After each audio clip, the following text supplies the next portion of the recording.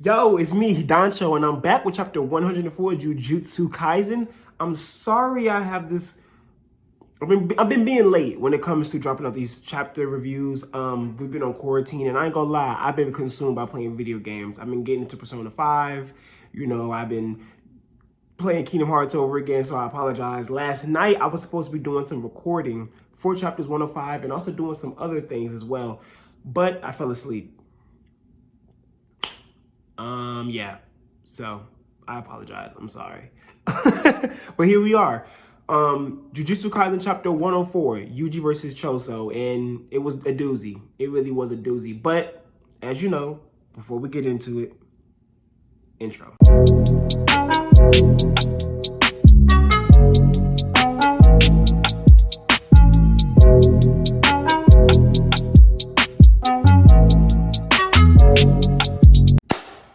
Jujutsu Kaisen Chapter 104, Smoke and Toilet Water. So, Jujutsu Kaisen Chapter 104, we get more of the 1v1 of Choso versus Yuji. And what was so amazing about this part of the 1v1 was seeing Kokichi come back.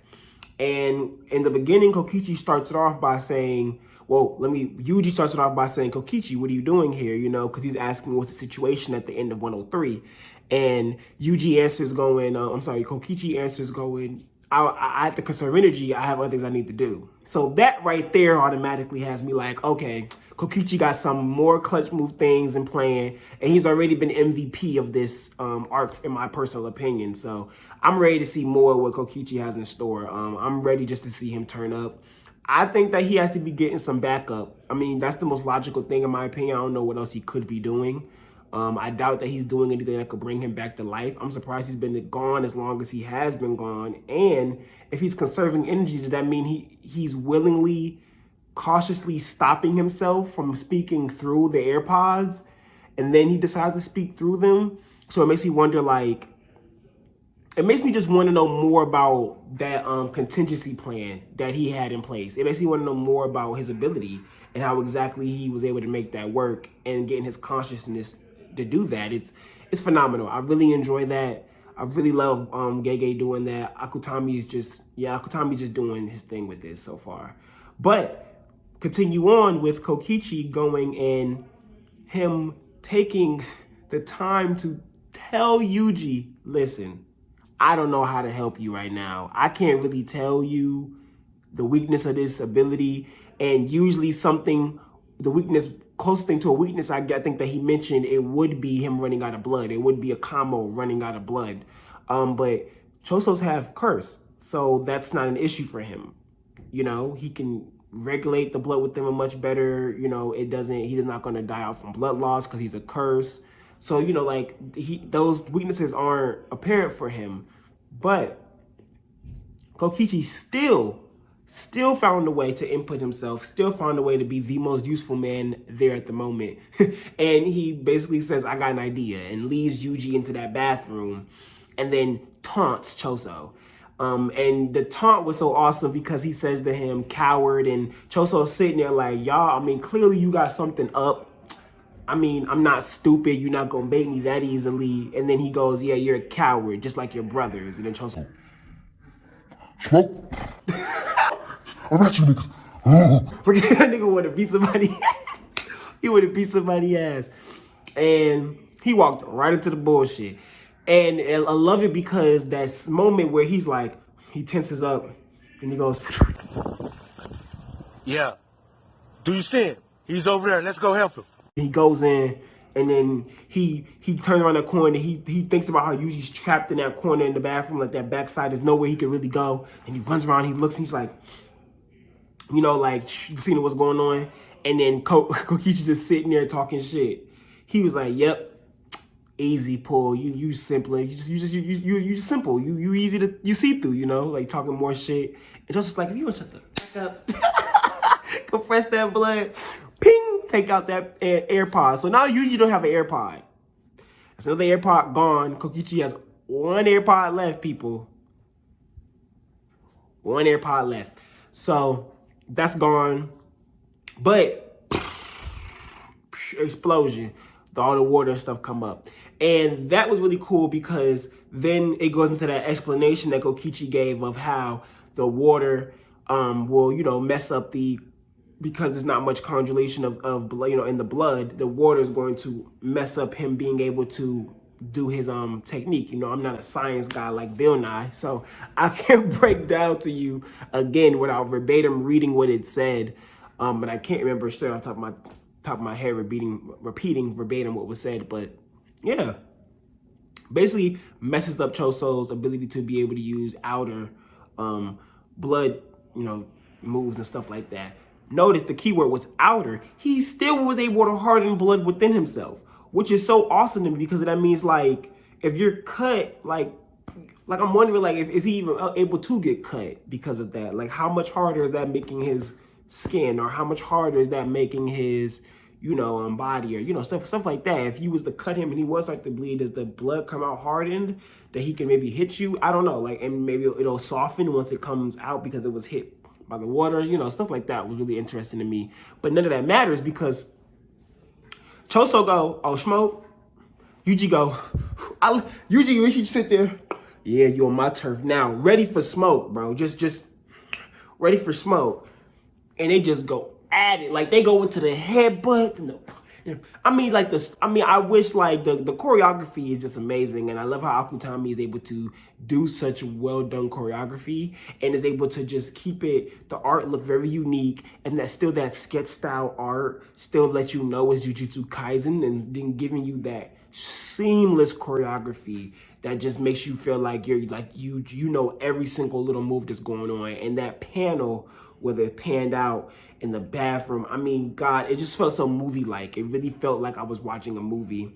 And shout out to the people at Project Manga, because I believe they said something similar. They felt like it really felt like, you know, like not a Western movie, but, you know, maybe like a Western where it's that standoff, you know, where it's like, all right, me, you, I bet. You know, like, you know, it was really nice, like, really nice moment. I really enjoyed it. And then Yuji, like, yeah, I got a chance. I get in this smoke. And then Choso still using his brain. Where Choso's still thinking, like, I'm going to get an ability off on you, my nigga. Like, I'm going to fuck you up. And I love that because Choso is such a dog. Like, Choso is a dog. Like, Choso is a beast. Like, I'm loving Yuji taking these L's right now because it's building up an antagonist that I really wasn't sure how built up he was going to be, and it definitely is making it worth this build up of what are we going to get when Yuji runs into Choso, or if Nobara was running into Choso. And so this is really making me go like, okay, Choso nasty. Now it's making me feel like Nobara might get off the. No, I ain't gonna cap. Choso whooped that. I'm not Choso. Nobara probably whooped that ass if Choso pulled up on her because of her ability. He hits her with some blood. The blood stays on her, and then she got your ass. It's a mismatch. It's a complete mismatch. And I think she a little dog crazy too. I think she gonna want to run them. You know what I'm saying? And I ain't saying Nobara got better hands than Yuji. I don't think she got better hands, but that her ability plus some hands, she probably really be into the mix and stuff like that.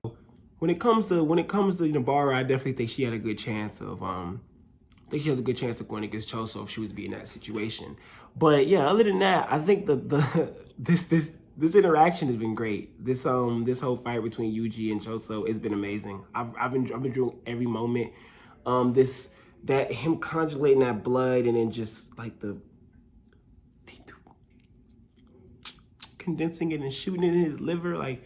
I think this is a moment where either I want to say Sukuna comes out, but what if this was a Yuji think he's about to get taken out? He has a quick moment of like unconsciousness, but then it gets him connected to Sukuna's inner realm, and Sukuna's like, "Are you serious?" And maybe Sukuna gives him a teaching moment, but like, and it'd be this cool, non-corny, like, you know, not some like, you need help, kid, I'll spare you. But it's like some, yeah, kid, you kind of taking this L right now. You acting like the weakling, kind of like flex talk. And the next thing you know, Yuji develops reverse Jutsuki, or Sukuna comes out. Maybe someone comes and save him. I don't know. It could be any of those things.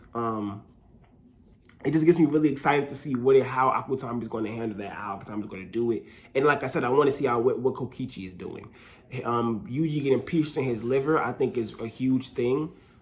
I think that it's something that is going to.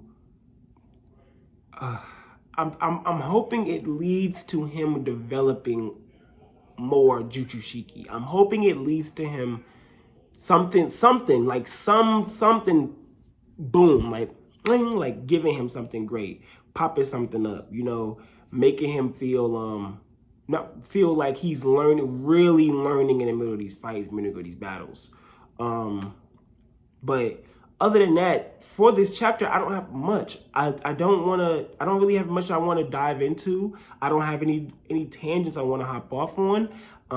Please be on the lookout for some videos coming in, because I am going to be doing some videos where I'm going to talk about some side stuff of Jujutsu Kaisen, things that don't really fall into a specific bracket of a chapter, things that I just branch out and cover a lot of multiple things. Like I want to do more character profiles, like how I did my Gojo is God. If you haven't seen that, check that out. I want to do stuff like I'm doing some Megumi talk about, some Nabara talk about, some Yuji talk about.